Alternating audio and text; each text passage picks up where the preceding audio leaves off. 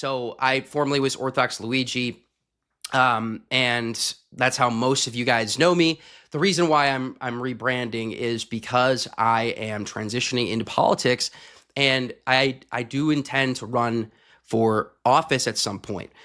More importantly, I want to create a movement within the current GOP infrastructure to really provide a foundation for America First, Christian nationalist candidates. And we're going to talk about what I mean by nationalism in a second. And also, forgive me, I am getting over a little bit of a cold, so that's why my voice is a little bit raspy. But we're gonna push through.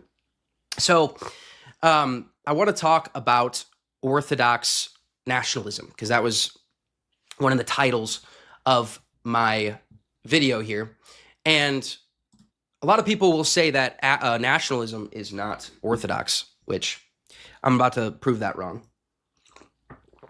So you guys want to see my share screen setup here. So I got my my Dracula theme going on here for Vlad the Impaler. All right, so first of all, my posts, I'm going to go through a lot of my posts today. And it's going to be because I have a lot of resources that you guys can use when you're discussing nationalism with people, because a lot of times people say that nationalism is not orthodox.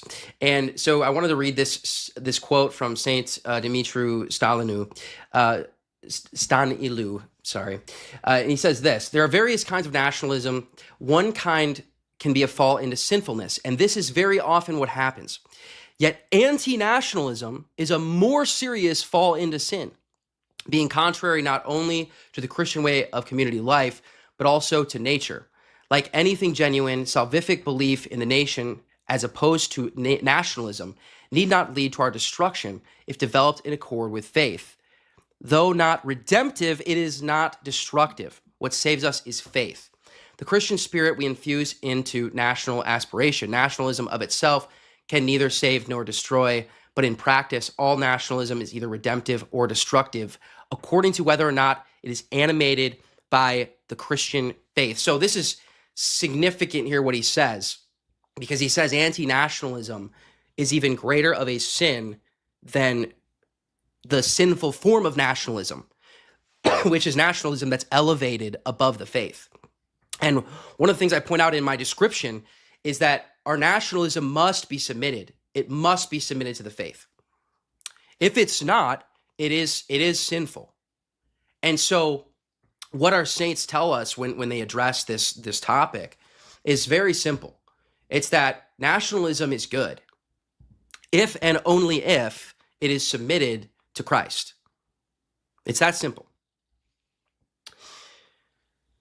Now, I want to also go over, and I'm going to share screen again here in a moment, because I just want to reinforce this point here, especially because there's actually a synod, and I've pointed this out to a lot of people who follow me on X before.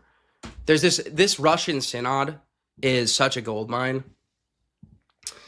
All right, so I'm going to click here. All right. So you guys should be able to see that. So I want to highlight a couple things here. So this is from the Russian Synod of 2000, and it says, "Christian patriotism may be expressed at the same time with regard to a nation as an ethnic community and as a community of its citizens. The Orthodox Christian is called to love his fatherland." Called to love his fatherland. So this is an obligation according to this synod, which has territorial dimension, and his brothers by blood who live everywhere in the world. Now, I'm not going to read the whole thing, but you guys see the point here is very clear that, look, we actually, as Orthodox Christians, we actually have an obligation.